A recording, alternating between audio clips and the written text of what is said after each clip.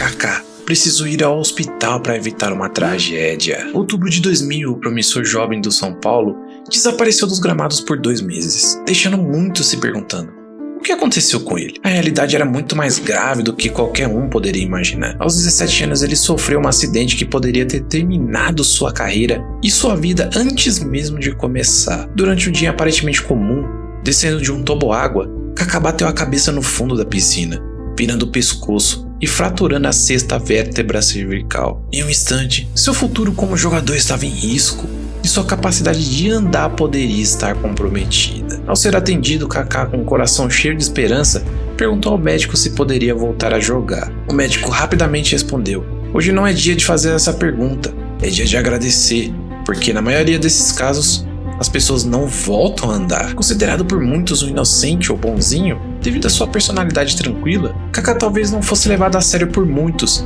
nem mesmo pelo Ancelotti. Assim que pisou no Milan pela primeira vez, ele simplesmente colocou as mãos em sua cabeça e disse: meu Deus, contratamos um universitário, só faltou a lancheira. E após seus primeiros treinos, Ancelotti diria algo ao CEO do Milan na época, o Adriano Galliani, que deixaria espantado e surpreso. É fascinante imaginar que, por um mero centímetro, poderíamos ter perdido a chance de assistir às arrancadas fulminantes, a finalização, seus dribles e até mesmo de alguma forma seu caráter. Felizmente, o destino nos presenteou com a oportunidade de testemunhar esse talento extraordinário, que mais tarde se tornaria o último jogador a ser coroado o melhor jogador do mundo antes da dinastia do Cristiano Ronaldo e Messi. Mas ao longo dessa trajetória, o que realmente aconteceu com Kaká? Iremos direcionar nossa atenção no que ele fez dentro de campo. E ainda vai saber por que o Milan, com a proposta surreal de 105 milhões de euros do Manchester City, não fechou o negócio. Se você é como eu, que achava que o Kaká nasceu em São Paulo, estamos enganados. Na verdade, o Ricardo Isaacson, o Kaká, nasceu em Gama, no Distrito Federal, em 22 de abril de 1982. Aos 4 anos, sua família se mudou para Cuiabá, onde permaneceu por pouco tempo. Quando o Kaká tinha 7 anos, sua família se estabeleceu em São Paulo, no bairro do Morumbi. Morando perto do Clube Social do São Paulo Futebol Clube, e com seus pais sendo sócios do mesmo, ele começou a frequentar as áreas reservadas para membros, onde teve a oportunidade de mostrar seu talento nas categorias de base. Kaká era reserva nas categorias de base do São Paulo, mas se alguém dissesse a ele que ele entraria um segundo tempo e faria 2 gols em uma final do time profissional, ele não iria acreditar. Aos 17 anos, ele sofreu um acidente grave, fraturando a 6ª vértebra cervical e ficando afastado dos gramados por 2 meses. No entanto, sua recuperação foi impressionante. Em janeiro de 2001, apenas 2 meses justamente após o acidente, Kaká voltou com tudo, sendo promovido ao time principal do São Paulo para disputar o torneio Rio São Paulo. Essa promoção só aconteceu por uma consequência de eventos inesperados. O treinador do time principal precisava de 2 jogadores das categorias de base, um atacante e um meia. Enquanto a escolha de um atacante foi simples, a de um meia foi bem mais complicada. O titular, que também era capitão do time, não subiu, o que abriu a oportunidade para o Kaká. O jovem, que até então era apenas um reserva, foi chamado para preencher essa vaga, e o resto é história. Deixa eu te contar. Sua estreia no profissional aconteceu no Morumbi, contra o Botafogo, na 3ª rodada da fase de grupos do torneio Rio São Paulo, jogo que terminou empatado em 1-1. Na sua segunda partida como profissional, Kaká entrou durante o jogo e marcou seu primeiro gol, logo contra o Santos, um dos grandes rivais do São Paulo. Foi nesse momento que as pessoas começaram a perceber que estavam diante de um potencial craque, a ponto da imprensa iniciar comparações com o lendário Raí. No dia 7 de março de 2001, a vida do Kaká mudou da água para o vinho. Em sua 3ª partida como profissional, ele entrou em campo, aos 14 minutos do segundo tempo, em uma situação nada favorável. O São Paulo estava perdendo para o Botafogo na final do torneio Rio São Paulo. A responsabilidade era imensa. Imagina só, você entrar em um jogo decisivo com a pressão de virar o placar ou ser o vilão daquela partida. Mas para o Kaká a pressão não parecia pesar. Com a tranquilidade de um veterano, ele marcou 2 gols em apenas 2 minutos, aos 35 e aos 37 do segundo tempo, virando o jogo e garantindo a vitória do São Paulo. Esses gols asseguraram o título para o tricolor e mudaram a maneira como todos viam Kaká. A partir daquele dia, ele deixou de ser apenas uma promessa e passou a ser visto como uma estrela em ascensão, destinado a grandes feitos. Desde muito jovem, Kaká sempre foi determinado e focado em suas metas. Ainda no juvenil, ele traçou objetivos ousados até: voltar a jogar futebol após a recuperação do acidente, subir ao profissional de São Paulo e se firmar como titular. Mas será que ele conseguiu? No Campeonato Brasileiro, o Kaká começou a mostrar seu talento, embora suas atuações fossem discretas. Ainda assim, ele foi uma peça importante na campanha do São Paulo. Porém, sua trajetória sofreu um revés quando, em um jogo contra o Atlético Paranaense, Kaká sofreu uma lesão após uma falta duríssima cometida pelo Cocito. Esse jogo marcou a eliminação de São Paulo e Kaká teve que lidar com mais um desafio em sua jovem carreira. Kaká enfrentava alguns obstáculos naturais pela sua idade, era magro e ainda não tinha tanta velocidade, e sua noção de posicionamento precisava ser aprimorada. No entanto, sua habilidade e potencial não passaram despercebidas. Carlos Alberto Parreira, que treinaria o Kaká posteriormente, elogiou o jovem prodígio dizendo: um daqueles jogadores que aparecem a cada 20, 30 anos como o Zico. Esses elogios indicavam que, apesar das dificuldades, Kaká estava destinado a grandes feitos no mundo do futebol. Kaká voltou da lesão com tudo, como se o tempo longe dos gramados o recarregasse de energia. Em 2001, ele foi convocado por Felipão para participar de amistosos no início de 2002, quando o treinador optou por convocar apenas jogadores que atuavam no Brasil. Assim, no dia 31 de janeiro de 2002, Kaká fez a sua estreia na seleção brasileira em um jogo contra a Bolívia, cumprindo mais uma meta de sua lista. O surgimento meteórico do Kaká continuava surpreendendo a todos. Apenas um ano após se afirmar como profissional, ele foi convocado para a Copa do Mundo de 2002. E Kaká do São Paulo, onde fez parte do elenco que conquistou o pentacampeonato. Essa conquista coroou a forma fantástica e inesperada o início de sua carreira. No final de 2002, Kaká alcançou um feito inédito. Conquistou a bola de ouro da revista Placar, mesmo sem ter sido campeão com São Paulo naquela temporada. Individualmente foi um ano excepcional, repleto de conquistas e feitos notáveis. Porém, em meio de todo esse sucesso, Kaká tomou uma decisão surpreendente, mas sábia, o que impediu de se acomodar. Ao encerrar sua primeira passagem pelo São Paulo, Kaká deixou números interessantes: 68 vitórias, 28 empates e 35 derrotas, além de 48 gols marcados em 131 jogos. Um desempenho nada mal para alguém que, em pouco mais de um ano, se transformou em uma das maiores promessas do futebol mundial. Com suas atuações brilhantes e tendo participado do elenco campeão da Copa do Mundo, era inevitável que o Kaká começasse a atrair a atenção de grandes clubes. Em 2003, São Paulo recebeu uma proposta de 12 milhões de euros do Chelsea, e o clube estava prestes a fechar o negócio. Mas Kaká hesitou, pois sabia que algo maior estava por vir, e ele estava certo. O Milan, ao perceber o interesse do Chelsea, agiu rapidamente e fez sua proposta. Quando Kaká soube que poderia jogar ao lado de lendas como Dida, Cafu, Roque Júnior, Serginho e Rivaldo, seus olhos brilharam. O São Paulo e o Milan fecharam o negócio por 8,5 milhões de euros, um valor que muitos consideraram baixo, incluindo o próprio presidente do Milan, Silvio Berlusconi, que disse que contratar o Kaká por esse valor foi como comprá-lo a preço de banana. Ao chegar no Milan, Kaká ficou deslumbrado ao ver perto craques que ele só admirava pela TV. Ele rapidamente decidiu que faria o máximo para aprender com eles. Nos treinos, Kaká mostrou sua habilidade com passes precisos, mesmo após receber aquelas boas-vindas do Gattuso. Você já deve imaginar como deve ter sido. Ancelotti, impressionado com o talento que vinha em Kaká, não perdeu tempo em compartilhar suas impressões com o CEO do Milan, Adriano Galliani. Ao atender a ligação, Galliani, em tom brincalhão, perguntou se o Ancelotti estava ligando para pedir demissão,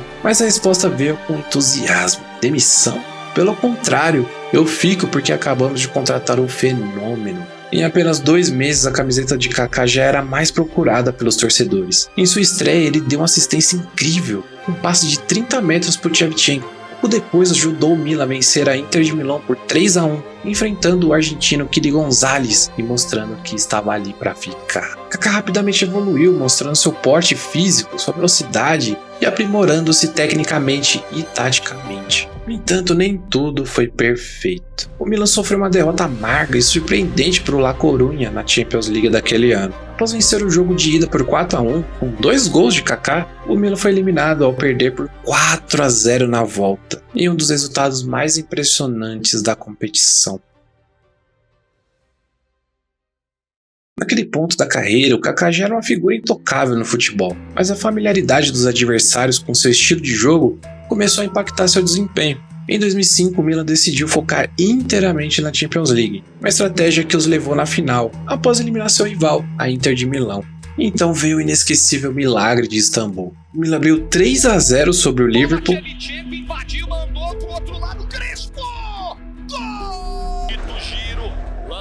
cruzamento, não teve corte, olha o Crespo! Gol! Mas em 6 minutos de jogo viu o adversário igualar o placar em 3-3. Com um fator psicológico pesando sobre os italianos, a partida foi para os pênaltis. Kaká converteu a sua cobrança, mas o goleiro Dudek defendeu o pênalti decisivo do Shevchenko e o Milan perdeu o título de forma inacreditável. Essa dolorosa percepção, porém, foi parcialmente compensada por uma conquista memorável com a seleção brasileira. Em 2005, Kaká fez parte de uma das melhores gerações do Brasil, que brilhou na Copa das Confederações. O destino quis que a final fosse contra a Argentina, e o Brasil deu um show de futebol, vencendo por 4-1, com Kaká marcando o segundo gol. O Milan continuou sua estratégia de focar na Champions League na temporada seguinte, mas novamente não teve sucesso. Além de ser vice na Liga Italiana, foi eliminado pelo Barcelona de Ronaldinho Gaúcho nas semifinais da Champions League. Então chegou a Copa do Mundo de 2006, um torneio que carregava grandes expectativas, mas que terminou uma desilusão para o Brasil. Apesar de contar com um elenco possivelmente ainda mais talentoso que o de 2002, a seleção brasileira, com o Kaká jogando machucado naquela partida decisiva, foi eliminada nas quartas de final pela França. A derrota por 1-0 ficou marcada por uma atuação magistral de Zidane, que ofuscou as esperanças de um novo título para o Brasil. Mas Kaká é um homem de objetivos. Apesar das decepções, ele estava determinado a se reerguer na temporada seguinte, mostrando que sua jornada estava longe de terminar. Após a Copa de 2006, o Real Madrid estava querendo Kaká em seu elenco, mesmo com a campanha abaixo das expectativas do Brasil. No entanto, o destino mantinha no Milan,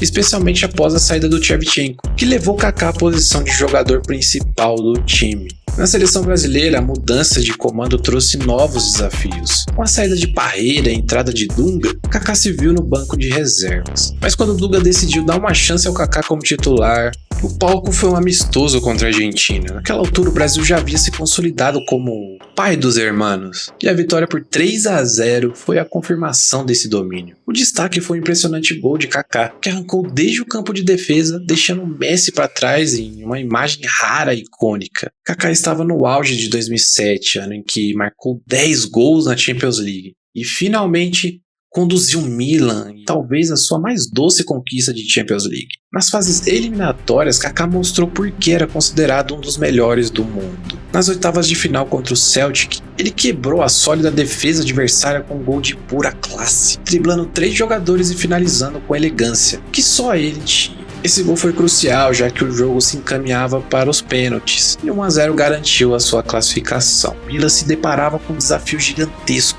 poderoso Manchester United, liderado por astros como Cristiano Ronaldo e Wayne Rooney, em uma semifinal que prometia ser épica. O primeiro jogo em Old Trafford foi uma verdadeira batalha. O estádio vibrava com a energia dos jogadores do United, mas Kaká tinha outros planos. Ele não apenas jogou, ele comandou. Com uma visão de jogo apurada, Kaká começou a orquestrar ataques perigosos, distribuindo passes com precisão cirúrgica. Mas foi aos 37 minutos do primeiro tempo que o momento mais mágico aconteceu. Naquele instante, parecia que o tempo desacelerou. Com um toque sutil, ele tirou o Gabriel Heinz para trás, mas o verdadeiro gênio veio a seguir. Com um movimento extranatural, Kaká conseguiu driblar 2 defensores de uma vez, Heinz e o Evra, que colidiram um no outro como se fossem meros obstáculos em seu caminho. Então, com a frieza de um jogador que parecia ter vivido aquele momento 1000 vezes em sua mente, finalizou com perfeição no melhor estilo Kaká. A bola balançou as redes naquele instante. O Old Trafford foi invadido por um silêncio atônito, apenas quebrado pelos gritos de celebração dos jogadores do Milan. Kaká havia acabado de marcar um dos gols mais emblemáticos da história da Champions League, um gol que seria lembrado por décadas. Mas ele não parou por aí. No jogo de volta, no mítico San Siro, Kaká estava novamente em sua melhor forma. O Milan, agora com a vantagem psicológica, dominou o United de forma impressionante. Kaká, com seu senso de oportunidade, voltou a marcar, garantindo que seu nome estivesse gravado em cada detalhe daquela eliminação. Quando o apito final soou, não havia mais dúvidas. Kaká não era apenas o herói daquela semifinal, ele era o astro que havia iluminado o caminho do Milan, rumo à glória da Champions League. Então, a final aguardada chegou. O Milan, por sua vez, encontrara seu velho algoz, o Liverpool. A tensão era palpável. Cada jogador sabia que aquela partida definiria legados. E para o Milan, a chance de vingança estava finalmente ao seu alcance. O jogo começou com uma intensidade assustadora. Desde o primeiro toque na bola, o Milan deixou claro que dessa vez o resultado seria diferente. A atmosfera estava eletrizante, mas foi aos 45 minutos do primeiro tempo que o jogo começou a se definir. Andrea Pirlo,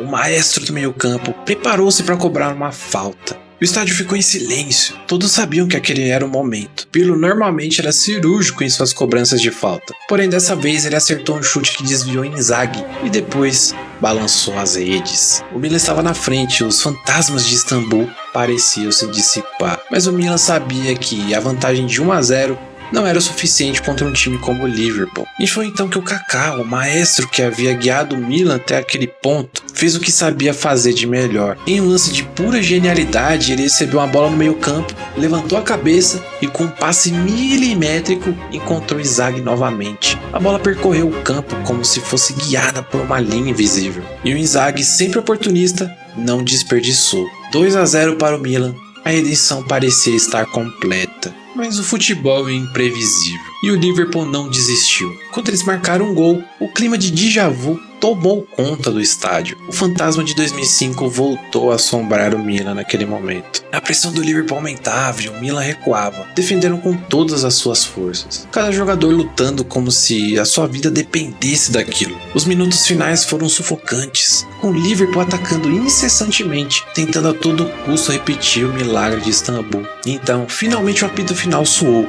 O alívio foi instantâneo, seguido por uma explosão de alegria. O Milan havia conquistado a Champions League, eliminando os fantasmas de seu passado recente. Kaká, no centro de tudo, havia sido fundamental para essa redenção. O Milan estava de volta ao topo da Europa, e dessa vez, afinal foi exatamente o que eles sonharam, planejaram, executaram e concluíram. Em 2008, o Milan enfrentava um dos momentos mais difíceis de sua história recente. A temporada foi decepcionante a ponto de o clube não conseguir se classificar para a Champions League do ano seguinte. Para piorar, Kaká, que até então era o coração do time, sofreu lesão que abriu espaço para a ascensão do Ronaldinho. No meio dessa temporada turbulenta, uma notícia bombástica abalou o mundo do futebol. O recém-rico Manchester City fez uma proposta astronômica de 105 milhões de euros por Kaká. Naquela época esse valor era inimaginável e teria feito de Kaká o jogador mais caro do mundo. A proposta era tão extraordinária que, pela primeira vez naquela gestão específica do Silvio Berlusconi, o Milan considerava vender um de seus principais jogadores. A diretoria do Milan naquela época foi conhecida por nunca se desfazer de seus craques. Normalmente, quando um jogador queria sair do Milan naquela época, ele precisava convocar uma coletiva de imprensa e declarar sua intenção de sair. Mas com Kaká, o valor oferecido pelo City foi tão sobrenatural que a diretoria estava disposta a abrir uma exceção. No entanto, algo inesperado aconteceu. Os torcedores do Milan, profundamente apegados a Kaká, se mobilizaram. Em uma demonstração de lealdade e paixão, eles realizaram protestos e suplicaram a diretoria para que não aceitasse a oferta. Sentindo o peso do amor da torcida e a importância da sua permanência no clube, Kaká tomou a decisão de ficar. A diretoria do Milan, sensibilizada pela reação dos fãs e pela vontade do jogador, resistiu à tentação financeira e decidiu ficar com o craque, reforçando ainda mais a conexão especial entre Kaká e o Milan. Um fico de Kaká conseguiu contribuir com que o Milan se recuperasse da péssima temporada feita e garantiu uma vaga para a Champions League da próxima temporada. Mas antes que a poeira pudesse se assentar, uma nova especulação tomou conta do mundo do futebol, dessa vez envolvendo o gigante espanhol Real Madrid. As especulações rapidamente se tornaram realidade e em 8 de junho de 2009, a transferência foi confirmada. O Real Madrid pagou 65 milhões de euros para contar com o talento do craque brasileiro, marcando o fim de uma era do Milan e o início de uma nova fase para Kaká no futebol europeu.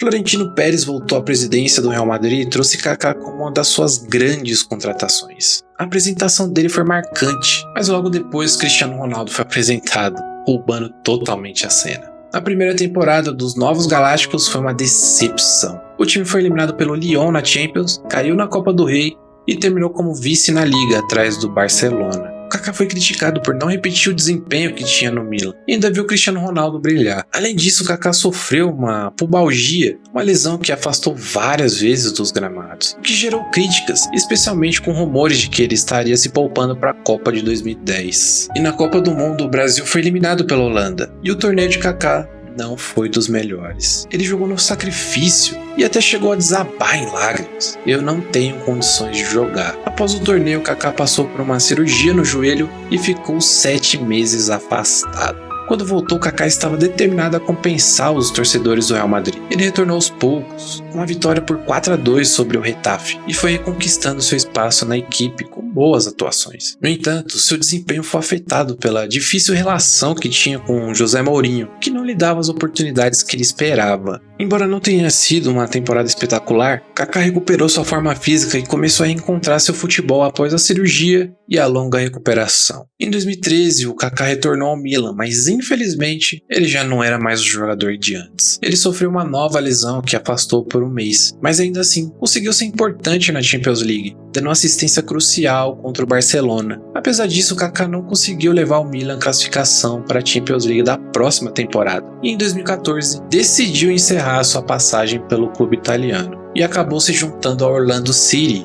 onde seria a grande estrela da MLS. Durante a longa pausa da competição nos Estados Unidos, Kaká aproveitou para retornar ao clube que o revelou, o São Paulo. Naquele momento, São Paulo estava se reestruturando após um ano desastroso em 2013. Embora o time não tenha brilhado no Campeonato Paulista, havia sinais de uma possível boa temporada. A chegada de Kaká trouxe um impacto positivo, especialmente no Brasileirão, onde foi fundamental para o bom desempenho do time. Apesar de ter marcado apenas 3 gols, o São Paulo acabou ficando atrás do Cruzeiro, que vivia uma fase espetacular. Kaká formou um quarteto fantástico ao lado de Ganso, Pato e Allan Kardec, revitalizando o clube paulista. Kaká se aposentou em 2017 no Orlando City, onde foi homenageado por sua carreira. Desde então, ele se dedicou a diversos cursos, tanto a se tornar dirigente quanto se profissionalizar como treinador pela CBF. Será que ainda veremos o Kaká de volta ao futebol, dessa vez fora das 4 linhas? Se veremos, não sei, mas sei de uma coisa que você poderá ver agora.